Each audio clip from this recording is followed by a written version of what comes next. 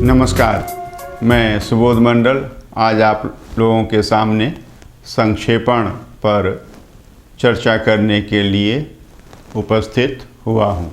संक्षेपण, सबसे पहले हम यह जानने का प्रयास करेंगे कि संक्षेपण शब्द की व्युत्पत्ति कैसे होती है और संक्षेपण का अभिप्राय क्या है, यह जानने का प्रयास करें। संक्षेपण,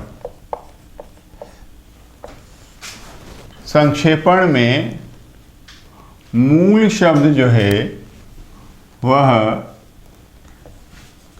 क्षेप है, या थोड़ी देर के लिए क्षेपण भी कह सकते हैं, और इसमें यह सम उपसर्ग लगा हुआ है।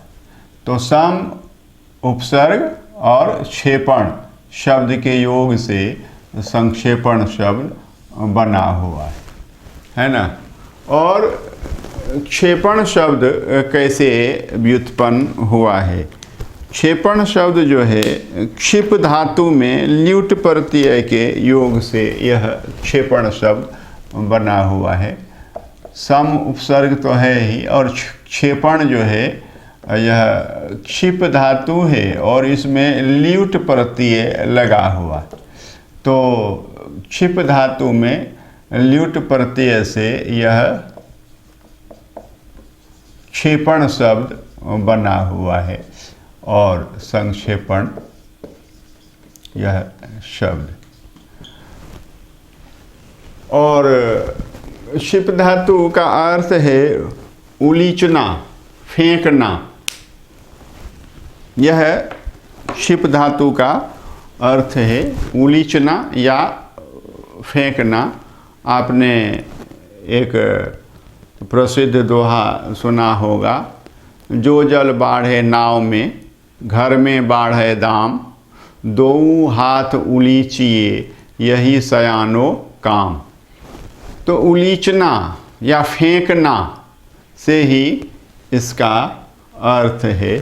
और संक्षेपण संपूर्ण रूप से, सम्यक रूप से जो उलीचने की क्रिया है, फेंकने की क्रिया है, इसी को संक्षेपण कहा जाता है। सम्यक रूप से, संपूर्ण रूप से, उचित रूप से, समुचित रूप से जो फेंकने की या उलीचने की क्रिया है, उसी को संक्षेपण कहा जाता है। और इसके हम जानना चाहेंगे कि संक्षेपण क्या है। तो संक्षेप करना ही संक्षेपण है। बिल्कुल ध्यान में रखना है, किसका संक्षेप करना है, कैसे संक्षेप करना है, यह बाद की बात है। और अभी हम यह जानेंगे कि किसका किसका संक्षेप होता है और कैसे कैसे संक्षेप होता है, यह भी जानेंगे इस वर्ग में। लेकिन वास्तविक रूप में और व्यापक रूप में संक्षेप किसका होता है और संक्षेप कैसे होता है, यह हम अगले वर्ग में जानेंगे। इस वर्ग में यही समझना है कि संक्षेप करना ही संक्षेपण, या संक्षेप करने की क्रिया, संक्षेप करने की क्रिया ही संक्षेपण।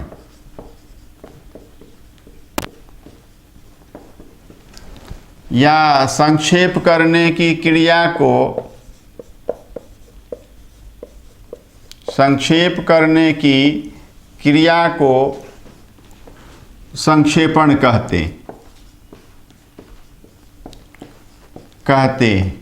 आप इसको ऐसे भी कह सकते हैं कि संक्षेप करने की क्रिया को संक्षेपण कहा जाता है।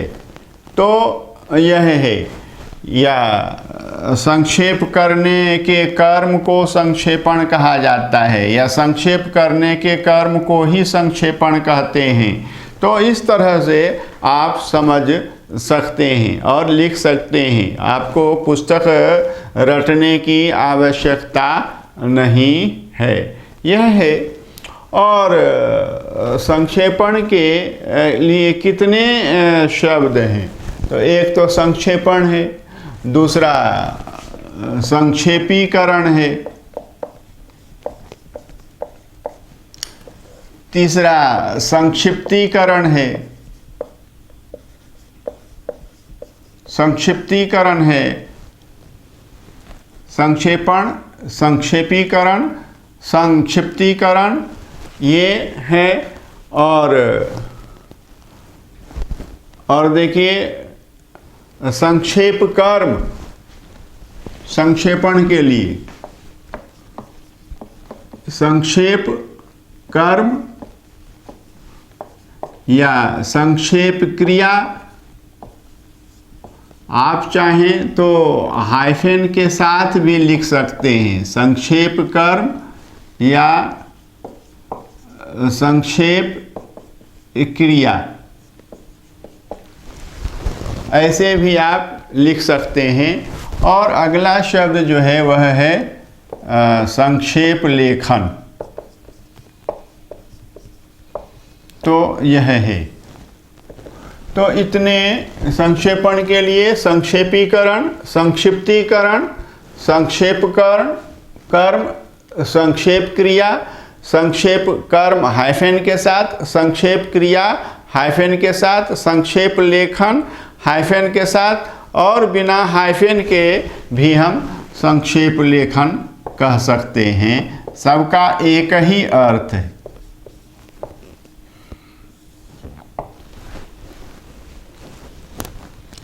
पुस्तक में लिखा हुआ मिल सकता है कि संक्षेप करने की विधि को संक्षेपण कहते हैं। विधि अलग होती, क्रिया अलग होती। विधि के अनुसार क्रिया की जाती और तब जो है हमें प्रतिफल प्राप्त होता है। यह हमें ध्यान में रखना है। संक्षेपण की विधि, संक्षेपण की रीति, संक्षेपण का नियम, ये सब एक जैसे हैं। संक्षेपण का सिद्धांत पक्ष है यह। संक्षेप विधि, संक्षेपण विधि सिद्धांत पक्ष है। लेकिन यह संक्षेप करने की क्रिया, ये उस विधि का, उस नियम का, उस सिद्धांत का, उस तरीका का व्यावहारिक पक्ष है। और यह व्यावहारिक पक्ष है, व्यवहार है, इसलिए संक्षेपण कला है। यह ध्यान में रखना है। और विज्ञान और कला को विद्वानों ने उलझा दिया है। विज्ञान और कला में बहुत सामंजस्य है।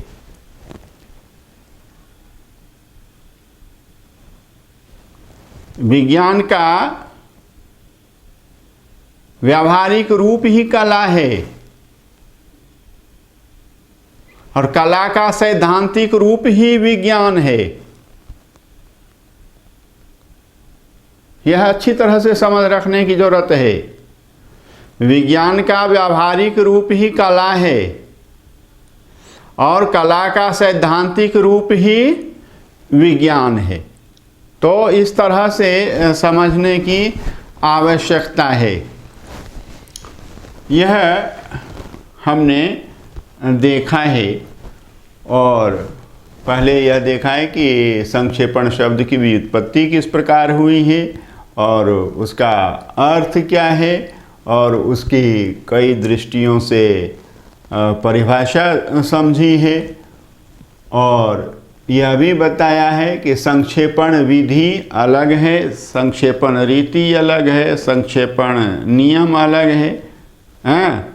वह सिद्धांत पक्ष है और यह व्यवहार पक्ष है उसका, व्यावहारिक रूप है इसका, इसीलिए संक्षेपण कला है।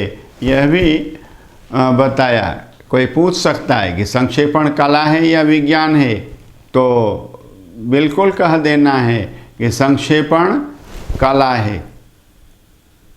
अनुवाद भी जहाँ तक उसका व्यावहारिक पक्ष है वह कला है, लेकिन अनुवाद का जहाँ तक सैद्धांतिक पक्ष है वह विज्ञान है। बिल्कुल अच्छी तरह से समझ रखने की ज़रूरत है, दिग्भ्रमित होने की आवश्यकता नहीं है। यह है। तो अब हम यह देखेंगे कि संक्षेपण किसका किसका होता है। देखिए, संक्षेपण अक्षर का होता है, हस्ताक्षर का होता है, शब्दों का भी संक्षेपण होता है, पदों का भी संक्षेपण होता है और वाक्यों का भी संक्षेपण होता है। यानी कि पेड़ पौधों का भी संक्षेपण होता है, जिसको बोनसाई कहते हैं। तो संक्षेपण के लिए दूसरा शब्द जो है सुबोध मंडल लाइव क्लासेज में आप समझें, लघवीकरण। लघवीकरण थोड़ा लग सकता है। एक है लघुकरण, लघु करने की क्रिया, छोटा करने की क्रिया। ह्रस्वीकरण,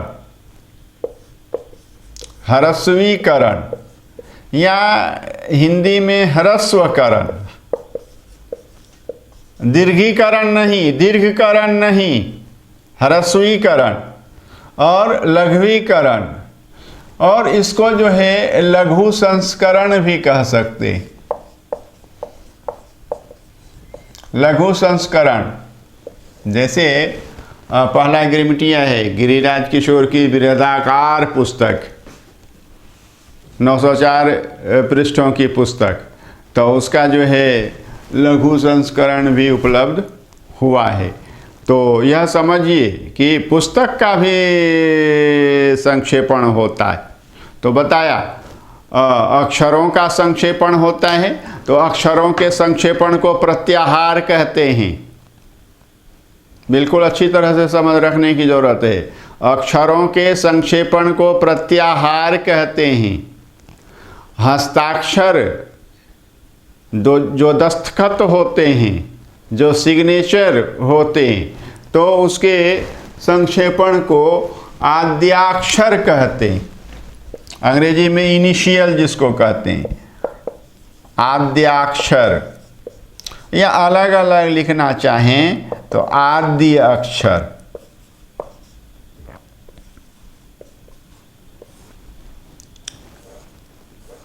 आदि अक्षर भी आप लिख सकते हैं, प्रारंभ का अक्षर।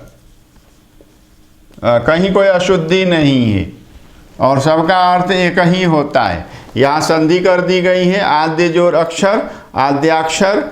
यहाँ आद्य जो आदि में आने योग्य हो, प्रारंभ में आने योग्य हो, प्रारंभ में आने वाला हो वह अक्षर। हाँ, और आदि अक्षर बिल्कुल हिंदी की तरह है। और ये जो है वियोगात्मक है कि आदि का अक्षर, पहला अक्षर, तो वह है उसी का शॉर्ट फॉर्म। उसको हम स्मॉल राइटिंग के लेटर में लिख देते हैं, तो इनिशियल कहते हैं अंग्रेजी में। तो बताया कि अक्षरों का संक्षेपण उसको प्रत्याहार कहते हैं। हस्ताक्षरों का संक्षेपण जिसको आदि अक्षर, आद्याक्षर कहते हैं। और शब्दों का संक्षेपण एक शब्दीय कहते हैं, जिसको शब्दों का संक्षेपण एक शब्दीय। पाद से मस्तक तक, आपाद मस्तक। यह सेतु बांध रामेश्वरम से हिमालय तक, आसेतु हिमालय। तो ये एक शब्दीय है, अनेक शब्दों के लिए एक शब्द, तो एक शब्दीय है।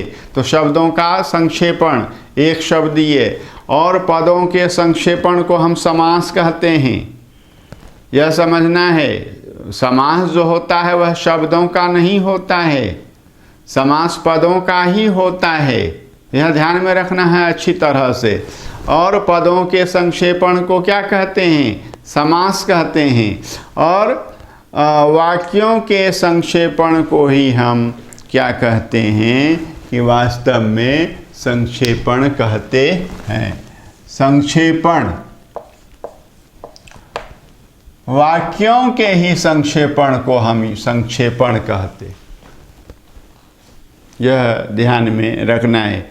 और अगर हम कहना चाहेंगे ज़्यादा से ज़्यादा वैज्ञानिक रूप में तो कह सकते हैं प्रोक्ति के संक्षेपण को ही हम संक्षेपण कहते हैं, समझते हैं। लेकिन यह प्रचलित हो गया है। लेकिन संक्षेपण बताया अक्षरों का प्रत्याहार, हस्ताक्षरों का आद्याक्षर और शब्दों का एक शब्दीय, पदों का संक्षेपण समास और वाक्यों का या प्रोक्ति का संक्षेपण संक्षेपण।